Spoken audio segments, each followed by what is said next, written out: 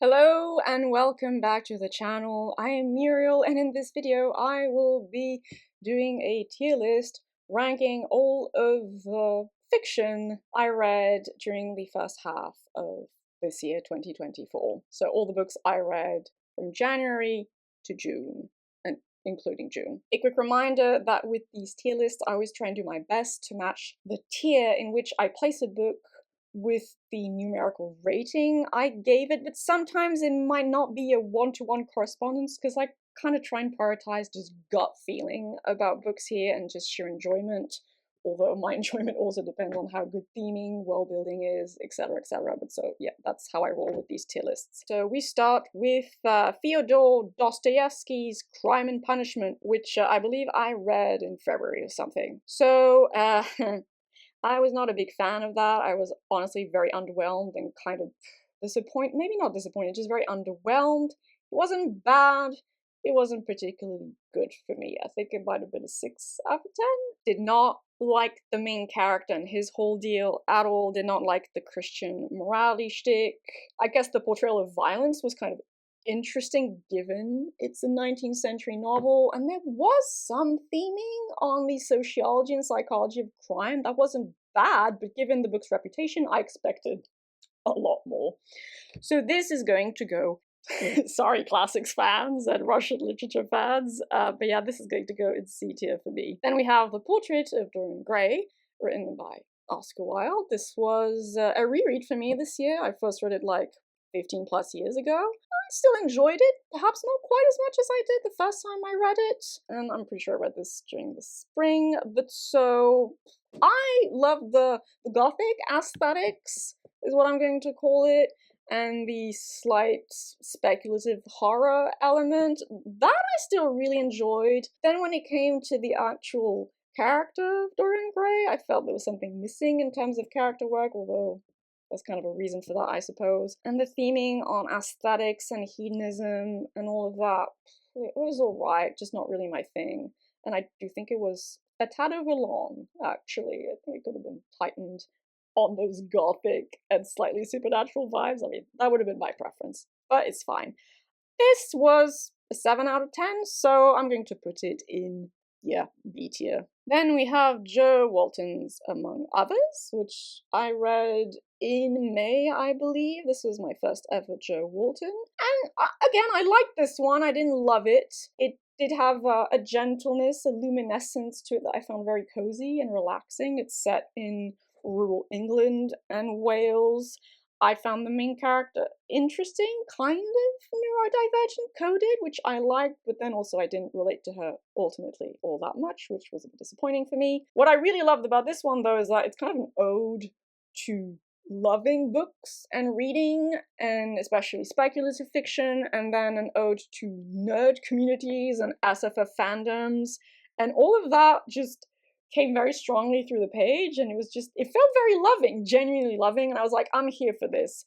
The fantasy elements were very light in this one, and I don't think they were executed or utilized particularly well, so as a whole, the story didn't really come together all that well, but the just coziness of it and the bibliophilia I really enjoyed. So this again was a 7 out of 10 for me, and it's also going to go in B tier. I think I'm going to place it, yeah, ahead of the. Oh, I said I always make the I always make this mistake. It's embarrassing. I don't know why I always want to say The Portrait of Dorian Gray. It's the freaking picture of Dorian Gray. Anyway, and I might, of course, rearrange this at the very end, as I always do. Then there is Spinning Silver, written by Naomi Novik. It was also my first Naomi Novik novel. Try saying that 3 times fast. Again, I liked it. I didn't love it. I really appreciate the fact that it was pulling from Slavic folklore and mythology for a very refreshing change. I like the very atmospheric writing. It's a very good winter read, although I'm not particularly a seasonal or mood reader, but for people who enjoy reading books that fit with the season, a very good winter read. I also like the kind of fairies the story had. They felt otherworldly, non-human, so that was well done. But then, I don't know, there wasn't all that much in terms of theming for me, or deeper world building. I mean, there was a bit of theming on discrimination, especially as experienced by women, and then there's a Jewish woman in the story as well who experiences anti-Semitism. But yeah, and then honestly, the story's conclusion did not work for me at all. I found it rushed and rough. It needed polishing. And honestly, I think it had too many points of view as well. I prefer multiple points of view stories, in general, I guess. But here, I don't think it was necessary, and so I also think the book was a bit too long. So yeah. So this is going to go into B tier as well. I don't, I'll put it there for now. Ah, right, so Tigana, which I read basically at the very beginning of the year. I don't even remember it all that well. By Guy Gabriel Kay, this is technically high fantasy. It's alright. You know, it wasn't bad, but it was mediocre. On the plus side, it had not bad world building. I mean, actually, some of the pagan-y religion elements of the world building were kind of good. It did some theming, yes, on national identity and cultural memory and things like that. That wasn't bad. It's just it wasn't that compelling for me either. There was some very cringe romance bits and still have shit. Ugh, fine. And then I don't know, the deeper fantasy world building wasn't particularly good in my opinion, and the pacing was very uneven, and the ending was just kind of like whatever. I don't know. It was alright. It was alright. This was a C read basically, so I'm gonna put it in C tier. I'm not really sure if it was worse or better than Crime and Punishment for me. I'll leave it like this for now. Then I also read Slow River, written by Nicola Griffith. This was my third Nicola Griffith novel or novella. It's fine. Here again, it was fine. It's sold, or I mean, it's classed as cyberpunk. I don't understand why. It was barely science fiction, to be honest. Some theming on familial trauma and like capitalist exploitation of the environment and poor people. Pretty service level stuff, though. I don't know, I guess the character work was decent. Good organic lesbian representation, I will give it that. I actually liked the part about the science used in water treatment plants, or I mean, I'm assuming some of it was somewhat accurate. A lot of people didn't like that bit because it features water treatment and, you know, sanitizing water from pollutant stuff, and I found it interesting. But that's about it. I don't know. It just kind of left me neutral. So this is also going to go in C tier. Here for now. Okay, but now we finally come to a properly good read. The Color Purple, written by Alice Walker, which was also a reread actually for me this year. Very impactful novel. Super freaking moving. I cried at the end again. Beautiful, subtle, layered, but deep theming on sex-based oppression, race-based oppression, a bit class-based oppression as well, and just trauma, overcoming trauma, love, and also beautiful pantheistic motifs, so theming on faith and pantheistic faith. This is actually really good literature, and it's also feminist literature, so double yay.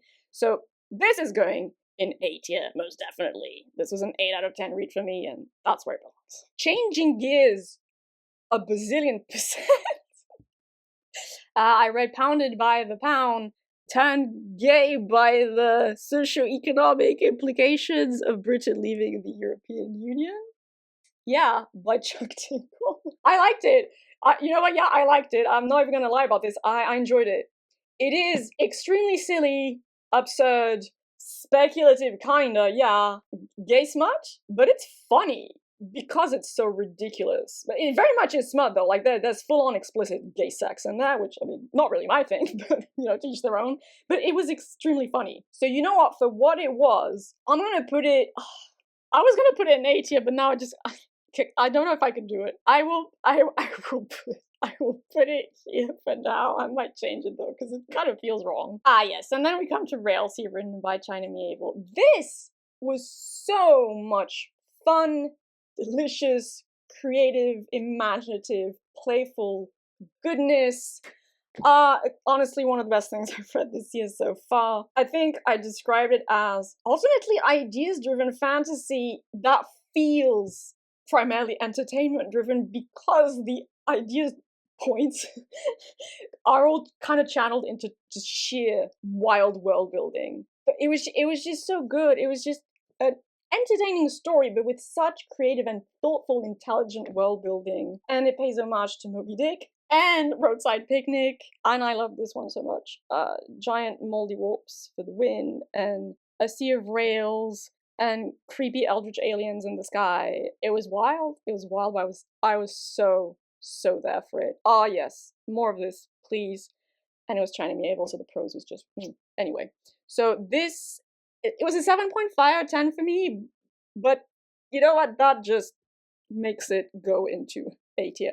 Oh, yeah, this is definitely going to change at the end. Then we have The Rain Heron, written by Robbie Arnott. Apologies if I mispronounced that. It was disappointing. Loved the nature writing. I mean, the imagery around nature and the wilds. It had cool, kind of magical animals, the rain heron, and then what I call the rainbow squid. And it's definitely trying to do theming on environmentalism, kind of, but it wasn't really done all that well. I found it pretty surface level, and outside of that nature-based imagery, and it really was beautiful and evocative, there just wasn't much there in terms of plot, or deeper theming, or deeper world building, especially around the magical animals, which I really wanted more of. The characters were, it was missing a lot of things. It was very meandering as well. It's just more about vibes. So, pretty vibes, but that's about it. So it's also going to go in C tier. I think, you know, because Rainbow Squid and Squid are awesome, and Bub, it's going where it is. We'll see at the end. And then that's the last thing I read after these first 6 months. So The Narrow Road Between Desires by Patrick Rothfuss. It's a Kingkiller Chronicles novella. I really enjoyed it. I know there's controversy around its publication. I'm not interested in that. I enjoyed learning about Bast, character. I enjoyed learning just a little bit more lore about the Faean, the Fae, you know, the fairies. And Bast is a really convincing Fae character as well. And then there was a kind of subtle portrayal of abuse and trauma, and the way Bast dealt with that was very compassionate, and there's a lot of heart in that story overall, really. The portrayal of kindness and compassion, which is something I adore about the Kingkiller Chronicles in general, and so, yeah, no, this one definitely worked for me. The illustrations were very nice as well, so it might go in A tier, given it was a 7.5 out of 10, so sure, why not? I'll put it there for now. And then this is the other Chuck Tingle story I read, because these things are like 15 pages long, right? So I just read 2 of them in one go. Pokebot Go Pounded by a Mole was not as funny as Pounded by the Pound. It was still amusing, but it was just a bit more straightforwardly absurd smut and less haha. I guess it's gonna go in C or B? Maybe it's more of a C, actually, honestly. So, I'm just dropping it. I'm coming back to this later because I can't. And then this was my other standalone reread of the year, The Bell Jar, written by Sylvia Plath, which I first read 10 years ago, maybe a bit less. I didn't enjoy it as much as I did the first time. I still think it gives the reader a very compelling and valuable portrayal of severe clinical depression, and also as experienced by a woman, though I don't particularly think the story is feminist as such. So, you know, it has merit on those grounds. But also, I didn't really like the main character, and I feel like I've encountered better portrayals of depression since then, or rather portrayals that were more meaningful for me personally, that were more directly relatable for my specific experience of depression. Still, it had very nice prose, very good writing, but yeah, it was just kind of missing something for me this time around. Still, this was a 7 to 7.5 out of 10 read, so it's definitely going in B tier. And again, I'll just come back to this later because I don't know at the minute. Ah, yes. Here it is again. Infinite Jest, written by David Foster Wallace. That book almost broke me. It really hurt my brain. I don't even know that I hated it as such, though. I definitely did not like it. It was like a 3.5 out of 10 read for me. I do think it has some merits in its theming on addiction and mental illness. The issue is it's buried in so much bullshit. It has no plot. It's a rambly mess. It's success for the sake of excess. Too many different writing styles too, and the whole postmodernism shtick. I just couldn't, and it's like way too long to me. And so it's going in D tier. You freaking know. Like, if you've seen me talk about Infinite Jest, it's going in D tier. Again, I don't think it's worthless trash. I really do not. But again, this is primarily a feelings and visceral gut feelings tier list. And no, Infinite Jest, I did not like you, never again. Curse me for being such a masochist bookworm. Fuck that. Bye. You go in D tier, because yes. And then a short story collection by China Mieville titled Looking for Jake and Other Stories. Is China Mieville short stories that I really enjoyed. I mean, it's as simple as that. A bit tighter focus, or I mean more tightly focused than 3 Moments in an Explosion, which I read last year. I think I enjoyed more of the stories in this collection. And yeah, delicious bits of creative world building, perhaps a bit more theming as well. So this was also 7.5 out of 10, though I definitely preferred Rail C. So because I mean, this is a 7.5 out of 10, this is 7.5 out of 10, this is 7.5 out of 10, but I'm not sure I would put this in A tier. It comes out to these like quarter points that I never actually write into my numerical ratings, but so I think I'm going to put this in B tier for now. Then we have Start to Villain, written by John Scalzi, my second John Scalzi novel, which I read for the 2024 Hugo Awards. It was cute. It was cute and amusing and silly and fun for what it was. Just, dude has an uncle who was a supervillain and bequeaths his supervillain, well, not empire, but like business. And there are super intelligent cats and dolphins. I guess it's kind of science fiction in a very superficial sense, and it was fun. I don't know, yeah. It was a 6 out of 10. I probably wouldn't read this, but it was enjoyable while it lasted. So I guess this is technically an upper C tier. Lower B, I'll put it here for now. Right, and then the First Law trilogy by Joe Abercrombie, which I read in March, I think. Yeah, March or April. I still fundamentally do not get the hype for this one. I understand why people may like it. I do not understand why people love it or think it's like on par with The Song of Ice and Fire. I still, to this day, I don't get it. I really just do not get it. I don't think it's even remotely as good. The character work wasn't that good. The world building was garbage. The theming wasn't much more than edgy, well, maybe not necessarily edgy, but just nihilism shtick, which I'm just not about.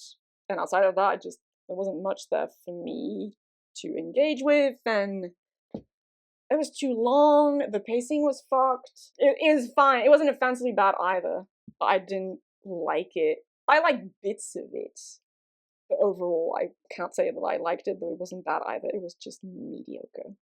So that's going in C tier as well. Oh god, I don't freaking know. Again, I'll come back to this in a minute. And then there's A Sword of Bronze and Ashes, which I read in June, written by Anna Smith Spark. She's apparently known for writing grimdark fantasy. I'm not sure that specific novel was grimdark as such. It didn't feel like grimdark to me exactly. It was more folk horror or folklore, mythology-derived horror and epic fantasy and adventure. It also kind of didn't fully work for me. It had beautiful prose, very lyrical, dreamlike prose, almost a very good usage of stream of consciousness for once. I did find it very refreshing that the main character of this book, given the kind of story it was a middle-aged mother of 3 children. So that was nice. I did feel there were little crumbs of influence from Celtic mythology, but I don't think a casual mythology enthusiast would even pick them up. So the problem is that this massive issue of tonal narrative dissonance, because it was trying to be epic, grandiose, mythical feeling fancy on the one hand, but then it wanted you to focus on this very intimate, immediate, emotion-fueled family and personal drama and tragedy, and I just don't think it meshed together that well. And so the combination was interesting, but not really that good. It was a 6.5 out of 10, I think. So here again, it's like a high C to very low B. I might put it in low B because it was kind of different in a way, and it was memorable in a way, but I don't know. Yeah, I'll put it there for now. And then the one manga on my list, because I said it would be fiction, not just literary fiction. I read, read Sensor, written by Junji Ito and illustrated by him as well, of course. It was enjoyable. Yeah, it was decent cosmic horror, though it was definitely nowhere near as good as Uzumaki. I think the plot lost its way, kind of. I mean, it didn't really come together. Something about the plot development was just rushed and lacked needed setup, and it was kind of trying to do too many things in too short an amount of time. So the art, though, on point, absolutely. So Yeah, this was a 7 out of 10, so it'll go into B tier and lower B. And then this was the other novel I read for the 2024 Hugo Awards, Witch King, written by Martha Wells, my first Martha Wells novel. No, I will not read the Murderbot Diaries, I'm just not interested, but I will check out at some point the books of the Raksura series. Witch King was decent to good. I really loved the bits of world building it was playing with. I wanted a lot more of it though, but what there was good and enjoyable. It did have a feeling of solid competency, if that makes sense, in the way it crafted its secondary world fantasy storytelling. But then the plot itself, I think, was spread too thin over 2 different timelines, and then the conclusion was underwhelming, and I was like, well, yeah, I kind of had that feeling, what was the point here? The main character had good character development, the other characters not so much, and then the character relationships lacked a lot of setup. So a very mixed bag, but it was good enough that I definitely do actually want to read other works by Martha Wells, specifically the books of the Raksura. So here again, it's like a lower B entry. So yeah, we'll go with that. Then we have the 2 novellas I read also for the 2024 Hugo Awards. First, Rose House by Arkady Martin. I really like this one. Honestly, one of the better novellas I've ever read. It plays with the haunted house trope, except here it's sci-fi and the house isn't haunted by a ghost. It's haunted by an artificial intelligence. And there's a bit of a murder mystery going on, and again, not super deep theming, not super deep world building, but it's a good little literary snack, if that makes sense. Very good evocative writing, decent amount of creep factor, so no, I really enjoyed that one. For what it was as a novella, it was a 7.5 out of 10. Would I put it in A tier though? Not when this is an A tier, no. So it'll be top of B, yes. And then I read Thorn Hedge by T. Kingfisher. Did not like it as much as What Moves the Dead. It wasn't bad though, it was fine. That was more just straight up fantasy and like fairy folklore fantasy. It was cute in a way, there was a sweetness to it that I appreciated, but nothing more beyond that. I mean, I always like fantasy that pulls from fantastical creature folklore and fairy folklore. That is my jam. But yeah, it was a cute little retelling of Sleeping Beauty and the Frog Prince, kind of, but I don't have much more to say about it in that. So that is going to go in C tier. I just can't justify putting it in B, so yeah.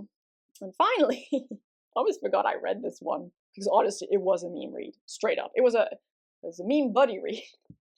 Fourth Wing by Rebecca Yarros. It wasn't as bad as I expected, though. I will say that. I expected it to be a way bigger train, plane, whatever crash than it actually was. It did have dragons. Dragons are almost always awesome, and I like the dragon characters. The insta-love was fucking cringe. The insta-lust was alright, also embarrassing on the part of the female character. The sex scene was actually not that offensive. It was okay. It just hadn't. It's just all about that romance, and it's like, whatever. I'm not interested. But it could have been a lot worse. So thank the gods for small mercies. So I'm going to put this in C tier, sure. Yeah, that's where it belongs. So now we're going to rearrange some shit, because yeah. So The Color Purple definitely goes at the top of A. It was an 8 out of 10. Beautiful novel, yes. Rail C, it's China Mieville. I freaking love that one. I just felt so much reading it, I was just so enthusiastic, and I felt great when I finished it. I had that feeling, when you read something truly great. I mean, it was only 7.5 out of 10, but I just felt so good. I was like, oh, this was so good and enjoyable, and I felt revitalized after having read it. So yeah, that's the thing there. No, Narrowed Between Desires is just very good fantasy, and the writing is just so good, and I love what it's doing, and I love the Kingkiller Chronicles, so it's staying there, but the problem is I can't really judge that kind of thing the same way I judged these other novels. It's just like comparing apples to raisins, you know what I mean? So it's just, for what it is, it was really good. But I don't know, it honestly should be in its own tier. It feels wrong to put it there, but you know what? I'm gonna be brave and bold and stand by this. So it's going at the bottom of A, but with the massive asterisk that it should be in its own tier, honestly, because I kind of, objectively, you know what I mean? It just doesn't belong with these other three, but I'm leaving it there, fuck it. Now moving on to B tier, these two honestly sit at the same level, but now I have to give precedence to China Miéville. I have to. Then I think, because a lot of these sit also at the same level, they're all like 7 out of 10s, right? So I will put the bell jar here because I do want to acknowledge what it's doing in terms of depression representation. Among others, did have this very warm feeling to it, and the bibliophilia. So I will leave it there in front of the bell jar. Then I actually think I'm gonna put the picture of Dorian Gray ahead of Spinning Silver because it has a very distinct flavor, I guess, that I didn't feel as strongly with Spinning Silver, although ultimately it's kind of on the same level. Then Senso. Yeah, and then I think I preferred Witch King to Assault of Bronze and Ashes. So actually maybe I preferred Witch King to Censor as well. So I'm gonna leave it like that. Okay. Moving on to C tier. This was cute and amusing. This was just kind of sweet. This was romancy, whatever. This was disappointing. This was very mediocre. Rain Heron definitely goes ahead. Actually, I'm the one I put at the front. Yeah, I think okay, just these two equal basically, because I did enjoy the nature vibes, and this was funny. So yeah, okay. Tigana, was it better than the first law? The theming was more interesting to me, so I'll put it ahead. And Slow River, the water treatment plant stuff was more interesting to me, so you know what, why not? I guess this was funny, but way less funny than this one, and it is mostly just gay smuts. Okay, I'll put it at the bottom here. This had dragons, this did not have dragons. So that's the logic, I guess. I guess I'll leave it like that. I don't know, I can't. This one's really hard, because a lot of these just have the same rating. I guess I prefer this to this, objectively, like in terms of the vibes it was going for, and the fantasy elements. I think that's the best I can do at this point, and this bitch can stay in D. So there you have it. Tier list ranking all of the novels I read in the first half of 2024. No S tier read, not a single one. Hashtag sad. I hope the second half of 2024 will be better. I mean, the A tier isn't bad. I have 4 entries in there, but like, you know, Alice Walker was a reread. Although there is a China Miéville, so that's cool. And I will be reading more China Miéville in the second half of 2024, so fingers crossed. So that will be all for this tier list video. I hope you found it entertaining, engaging, what have you, all the good things, you know the drill. And on that very final note, I hope you all have a lovely day, evening, or whichever time of day you prefer. Do take good care of yourselves. Thank you for the continued support, and I shall see you all, at some point in the not too distant future in another video. But until then, bye-bye.